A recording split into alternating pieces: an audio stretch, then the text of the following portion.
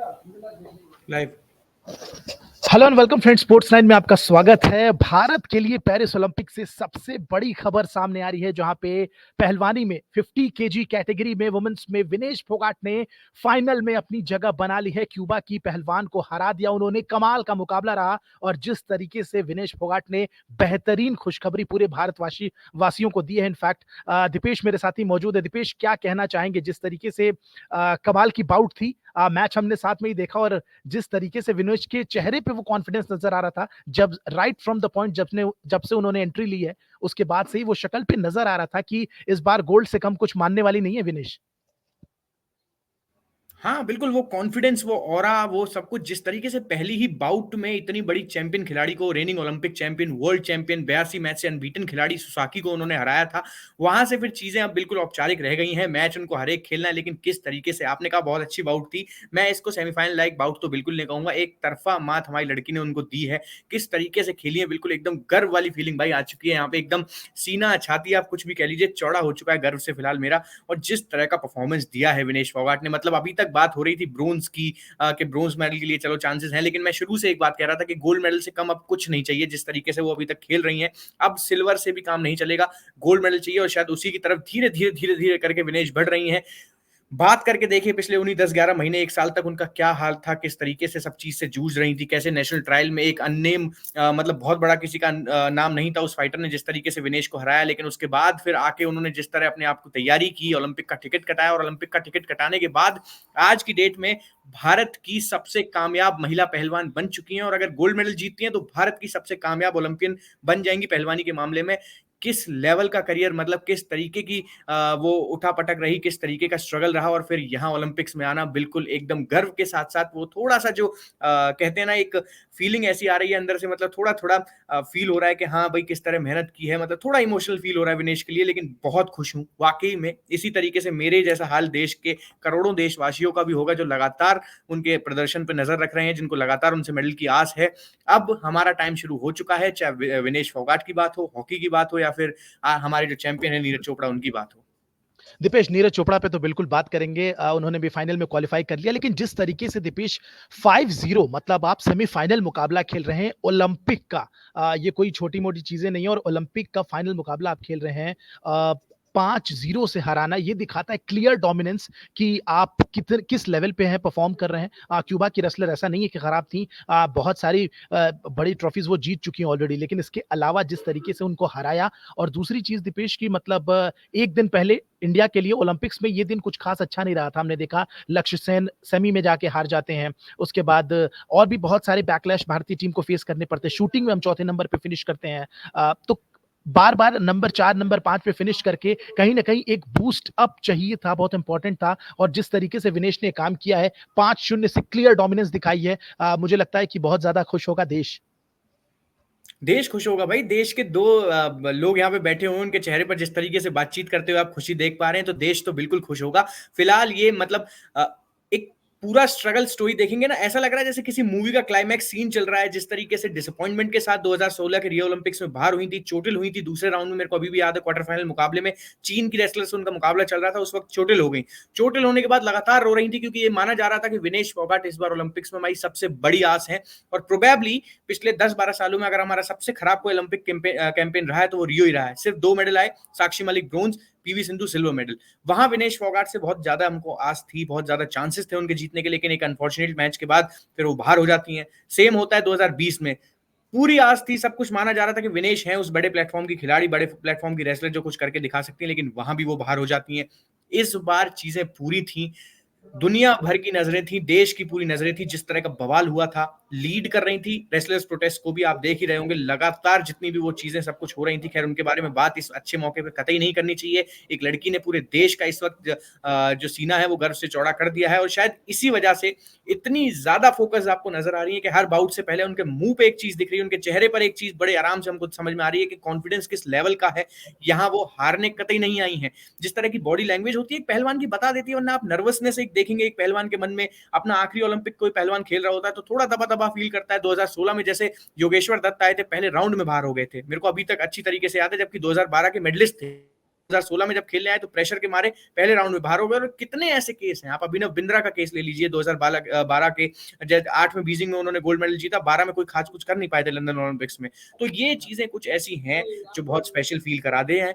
और कितना कॉन्फिडेंस लेके विनेश आई हैं इस पूरे ओलंपिक्स में, आप देख सकते हैं किस तरीके से उनके कंधे एकदम बिल्कुल आप देखेंगे जिस तरह का परफॉर्मेंस उनका रहा है, बहुत शानदार। मैं मतलब काफी अंदर से ही इस पहलवान के लिए बहुत खुश हूँ।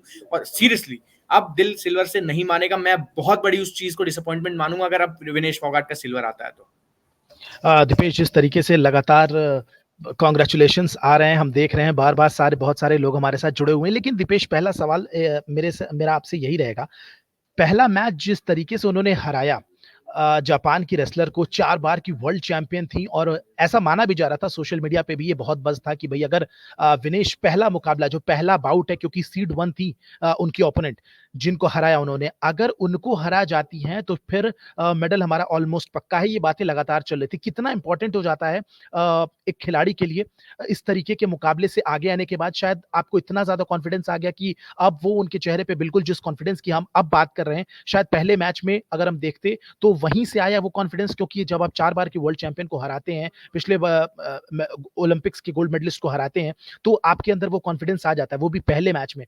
तो शायद इसी वजह से जो उन्होंने क्वार्टर फाइनल खेला या अब जो सेमीफाइनल में बाउट उन्होंने खेली है, वो उतनी ज़्यादा डिफिकल्ट नज़र नहीं आई, जिस तरीके से उन्होंने पहला मैच ही अपना जीता था।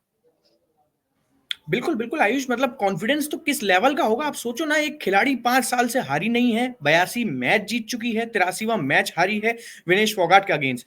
जो खिलाड़ी सीधा-सीधा पेरिस में अपने देश का राष्ट्रगान बजवाने आई थी, आपने उसको पहले राउंड में हरा के बाहर कर दिया, तो ये अपने आप में कितनी बड़ी बात है। मतलब एक खिलाड़ी जो अपने यही सोच के आई होगी कि मैं तो अनबीटेबल हूँ, मुझे कोई नहीं हरा सकता। यही सबके दिमाग में चल रहा था, और शायद इसी वजह से आप एक चीज़ बहुत अच्छे से नोटिस करेंगे कि विनेश ने जितनी खुशी मनाई थी पहले राउंड को जीतने के बाद, बाकी 2-3 राउंड जीतने के बाद उतना कुछ आप देखेंगे नहीं, उनके बहुत ज़्यादा फेस एक्सप्रेशन नहीं दे रहे हैं, क्योंकि अब तो लड़ाई गोल्ड की है।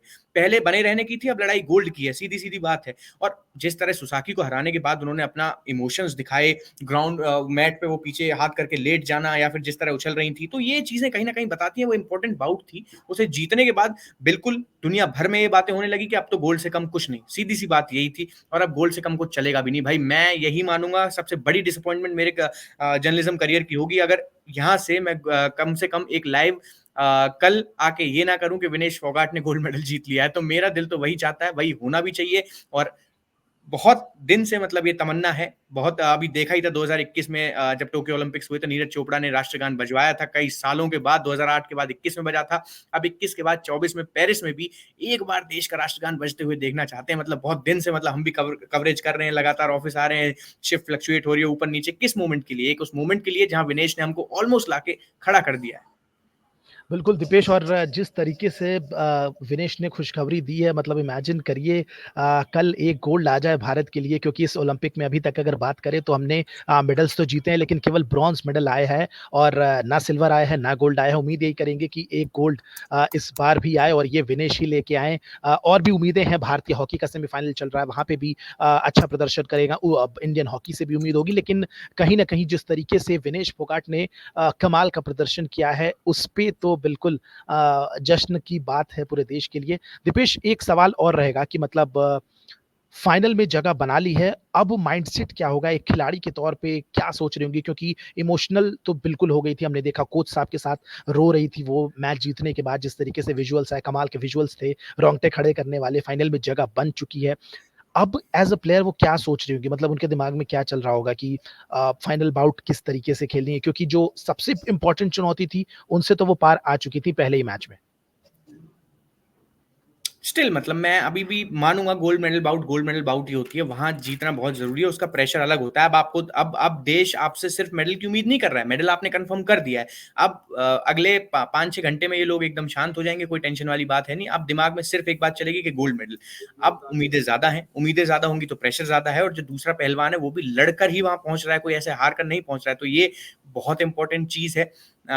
कहीं ना कहीं आपने जापान के, अब विनेश फाइनल में पहुंच चुकी हैं तो रेप चेज में भी कोई मतलब नहीं है, जापान वाली जो सुसाकी थी उनके लिए। अब इस बार आपने मेडल लेस उनको भेजा, एक ऐसी खिलाड़ी जो गोल्ड मेडल जीतने आई थी वो खाली हाथ अपने घर लौटेगी, मतलब अब उनको ब्रोंज मेडल भी नहीं मिलेगा जिस तरीके से खेला है विनेश ने। तो जब इतना काम कर लिया है, सब कुछ हो चुका है, तो फिर ये ख्याल तो दिल में आना ही नहीं चाहिए कि सिल्वर अब होगा। अब सीधी सी बात है, जो टारगेट है गो फॉर गोल्ड, जो लगातार हम बात करते रहते हैं अपने लाइव शोज में और सब जगह जो हम बात करते हैं कि अब गोल्ड से कम कुछ नहीं, तो वही उम्मीद यहाँ है कि प्रेशर रहेगा बिल्कुल फाइनल मैच का, क्योंकि उम्मीदें बहुत ज्यादा है। लेकिन मैं फिर भी मानता हूं उनकी बॉडी लैंग्वेज बड़े आराम से एक चीज कह रही है, गोल्ड मेडल।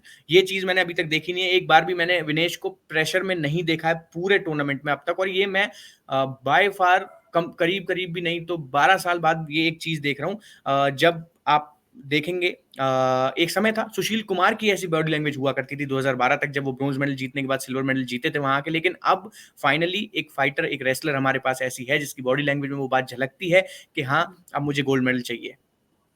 दीपेश, अगला सवाल एक तो ये रहेगा कि जिस तरीके से समय कितना जल्दी बदल जाता है ना, मतलब अगर आप एक बार सोच के देखिए कहाँ ओलंपिक ट्रायल्स के लिए हो रही थी, 10-0 से हारी थी वो बाउट, और ऐसा लगा कि मतलब ओलंपिक्स में कभी अब compete नहीं कर पाएंगे, इंडिया को रिप्रेजेंट नहीं कर पाएंगी सबसे बड़े गेम के स्टेज पे। लेकिन कहाँ आज फाइनल में पहुंची हुई विनेश, वक्त कितनी जल्दी बदल जाता है। बड़ा अच्छा सवाल पूछा है आपने, वक्त कितनी जल्दी बदल जाता है। वक्त बहुत जल्दी बदलता है भाई। ज्यादा पुरानी बात नहीं है, 10 महीने पीछे जाके देखते हैं, विनेश फोगाट को लगातार लोग रोड पर देख रहे थे, पुलिस से लड़ते हुए, पुलिस से झगड़ते हुए, प्रोटेस्ट करते हुए। ऐसा फील हो रहा था कि दुनिया भर से कैसी कैसी बातें सामने आ रही थी। हमने भी देखा था कि पॉलिटिक्स में ज्यादा इन पहलवानों को मजा आ रहा है, खेल वेल ये पाते नहीं है, इतना डर होता है तो नेशनल ट्रायल खेलते क्यों नहीं है। ये सब सोच के नेशनल ट्रायल देने गई हैं विनेश फोगाट।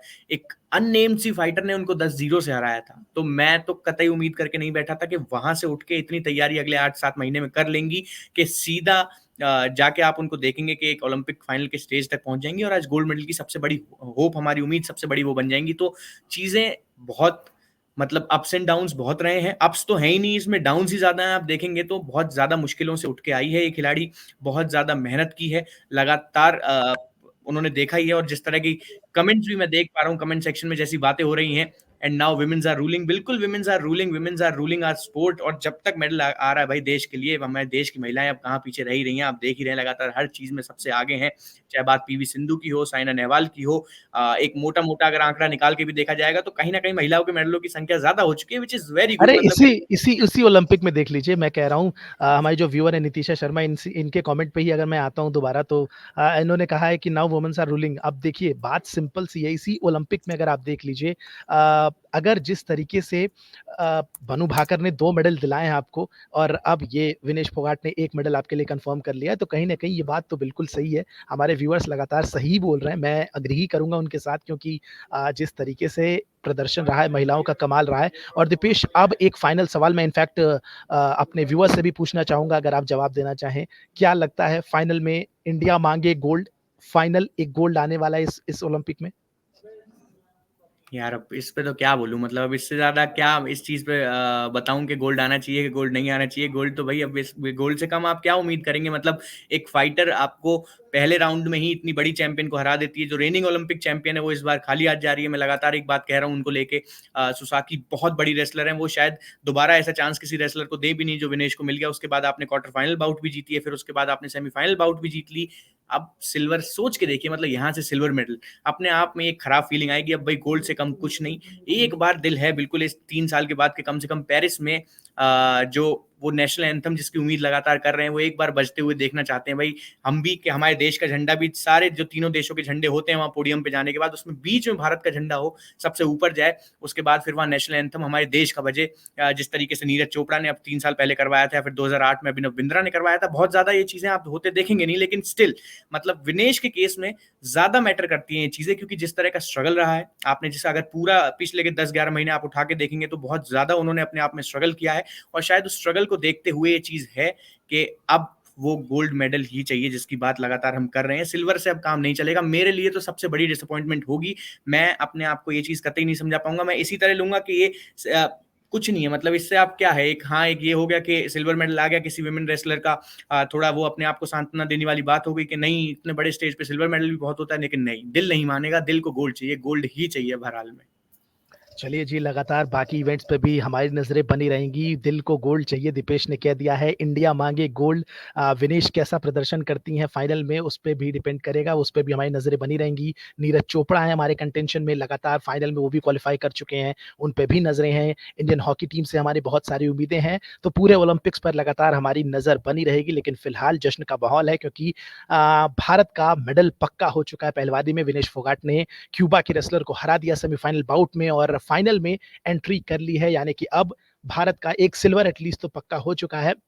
कल फाइनल होगा जिस पर हमारी नजरें रहेंगी, देखना इंटरेस्टिंग होगा क्या कर पाती हैं विनेश। लेकिन फिलहाल इस ब्रॉडकास्ट में इतना ही। मुझे और मेरे साथी दीपेश को इजाजत दीजिए। आप हमारे साथ बने रहे, बहुत बहुत शुक्रिया, नमस्कार।